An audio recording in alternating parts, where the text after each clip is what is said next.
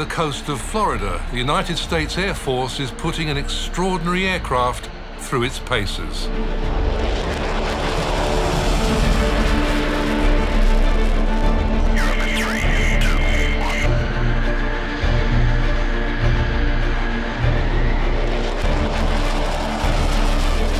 These will be bank rolls coming up.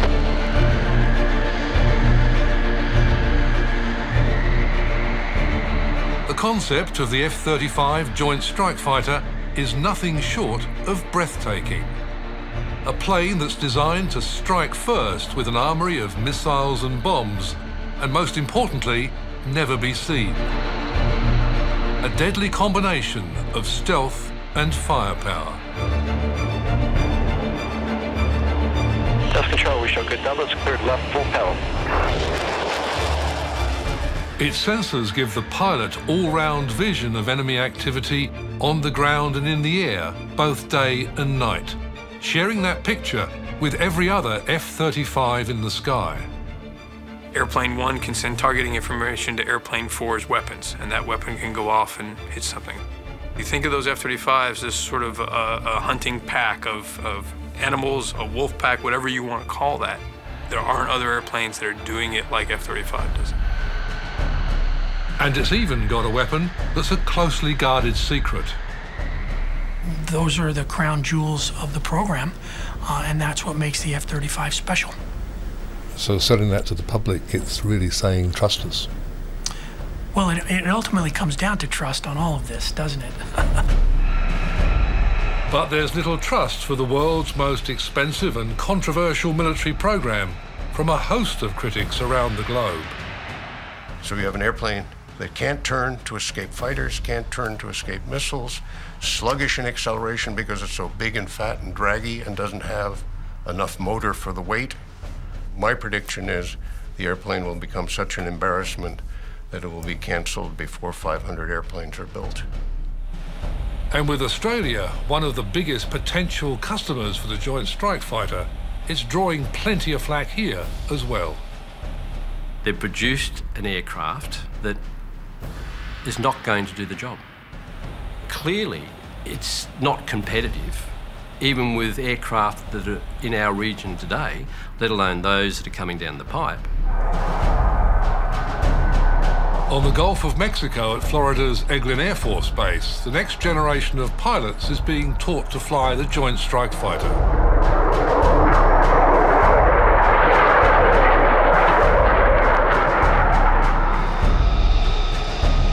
The US Air Force has plans for more than 1,000 F-35 Joint Strike Fighters to take over its frontline combat duties, replacing its aging F-16 strike aircraft.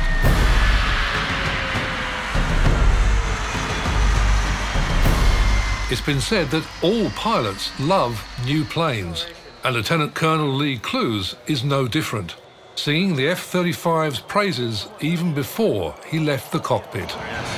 So what's it like to fly it? How do you describe it? Well, besides a thrill, a minute. Down on the ground, Colonel Clues is only too pleased to talk about the F-35. Hello. Thanks for the flying. Yeah, sure. How would you describe it? How is it to fly? I think the feeling many of us will describe is powerful. You know, particularly again, coming from an F-16, you get this race car kind of feel. You know, you're strapped in an F-16, feels like this little rocket. But you feel this thing, it's you feel much bigger, the size of it, but the thrust that comes out of this engine and the acceleration you get from it, the rumble, it's just quite a different feel. But it's also top secret. Some parts of this aircraft can't be filmed, as the Defense Department PR who chaperoned us around the base was quick to point out. And we can keep going? We got this thing again. Oh, sorry. Yep, okay. Oh, yeah. We could probably just stay away from the back end then. Okay. And probably get an angle that way. Okay. I'll stay On this thing here, yeah. The nice thing about it is every aircraft... The F-35 has other things to hide, and they've got nothing to do with national security. Colonel Clues gives a hint of what some see as serious design flaws in the aircraft, as he compares the F-35 with the F-16, one of the planes it's due to replace. Right now, it's very stable. Again, we're somewhat limited, so it's not fair to directly compare, but it's very smooth. It's what you would expect. There are no surprises when we do it. Because there are a few things to sort out, right, along the way. Oh, absolutely. And I think as the envelope increases and operational test is up and running, those are the things that they'll sort out. That's pilot speak for an undeniable truth. Even though pilots are being trained to fly it, after nearly 2 decades in development, the F-35 is a multi-billion-dollar high-tech war machine that's not ready for war. You'd never know it out here, but the plane is riddled with bugs. It's not flying supersonic. Its computers are operating at nowhere near full capacity. And it's restricted on how tightly it can turn because of G-force pressures. Despite those misgivings, the F-16 went on to be the backbone of the US Air Force for 30 years. How would the F-35 go up against the plane it's supposed to replace, the F-16? So this is the A-model version of the F-35. We have the It's not a view shared by Lockheed Martin's chief test pilot for the F-35. He's flown more than 3,000 hours in the F-16 and knows both planes well. It's an incredibly nimble airplane and incredibly responsive, almost tight, if you will, to my commands to the airplane. So from that perspective, it's a very, very good handling airplane.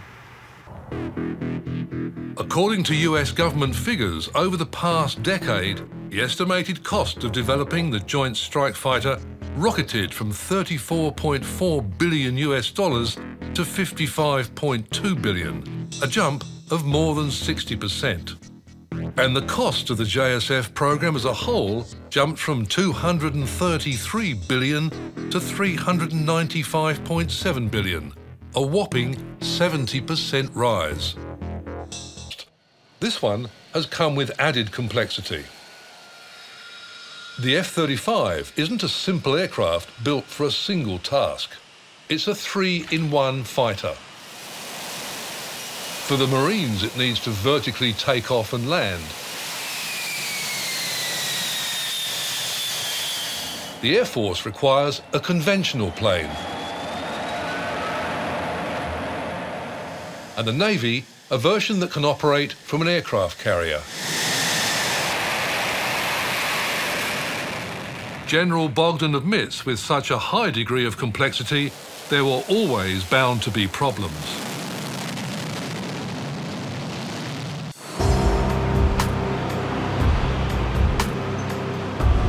Lockheed Martin recognised that this technically ambitious aircraft would only be profitable if enough was sold to keep the price down.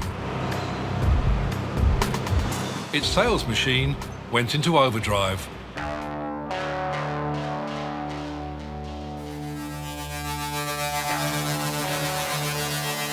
The F-35 Joint Strike Fighter is a highly diversified 5th-generation tactical aircraft designed to excel in the air interdiction environment.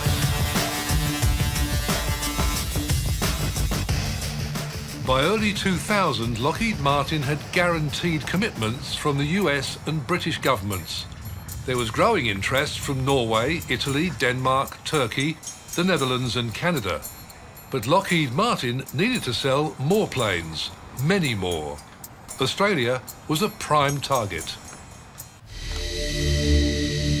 Tasked with finding a replacement for the fabled F-111 fighter bomber, Australian defence officials began assessing aircraft on offer from manufacturers around the world. In the meantime, other aircraft companies were preparing to go head-to-head for a lucrative Australian contract. The huge French aircraft manufacturer Dassault pitched its frontline fighter, the Rafale. Within weeks, the then Defence Minister, Senator Robert Hill, visited the Lockheed plant in Texas. The closest he got to understanding what the F-35 might be able to do was to sit in the cockpit of a plastic mock-up. You better watch out. It was good advice, advice Hill could have taken himself. But it seems no one was being cautious, least of all the Australian government.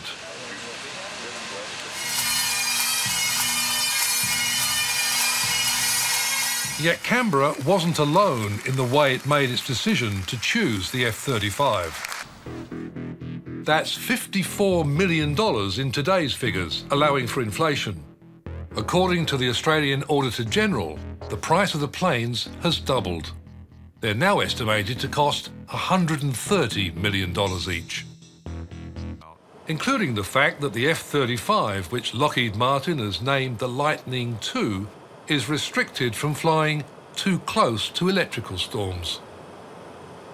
The Pentagon has been forced to lower the bar for the aircraft's performance, including a slower acceleration and turning rate, so it can meet its specifications. Former RAAF flight test engineer Peter Goon says such problems are symptomatic of a whole host of potentially serious defects in the F-35. The aircraft is not coming within a bull's roar of its specification.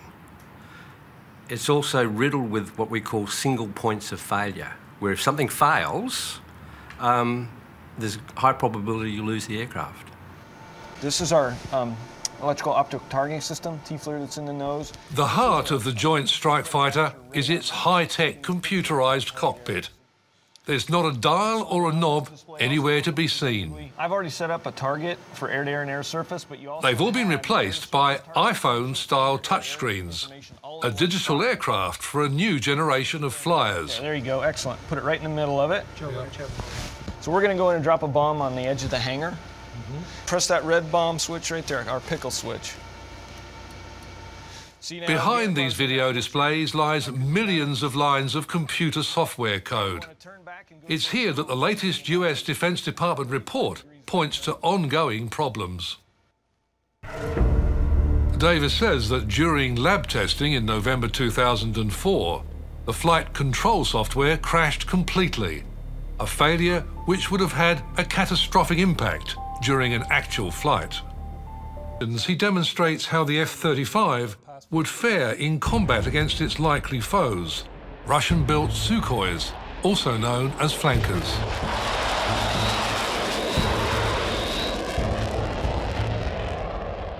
This is an example of the end game. The JSFs are out of ammunition, they're out of fuel, they're heading for home. They've got no choice but present their rear ends to the flankers. The flankers can see them on infrared, they can see them on radar, they've got fuel, they've got weapons, so they just run them down and kill them. Now he's wargaming the plane for his own company as a private consultant, but he says the outcome is the same. Here we've seen another JSF has just died.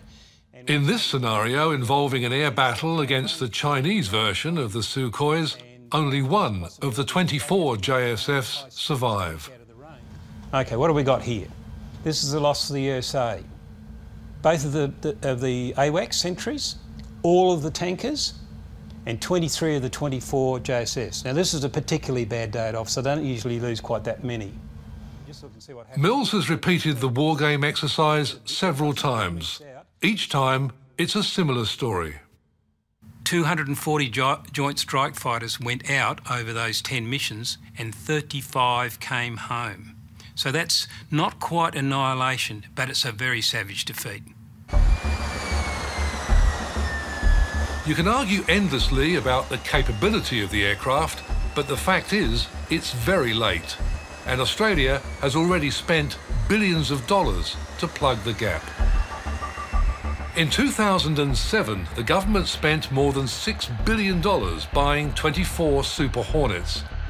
Now it's considering buying another 24.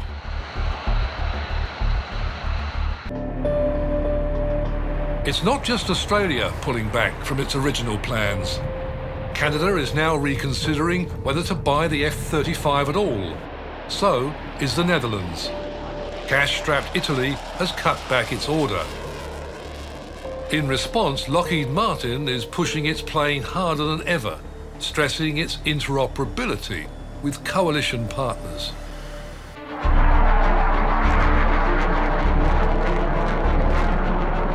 More than 10 years after the F-35 Joint Strike Fighter appeared as a paper plane, and billions of dollars of development money later, the aircraft is still not fit to fight a war.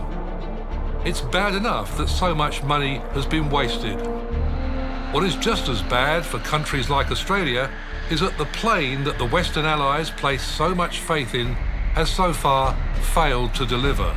And there are serious questions about whether it ever will.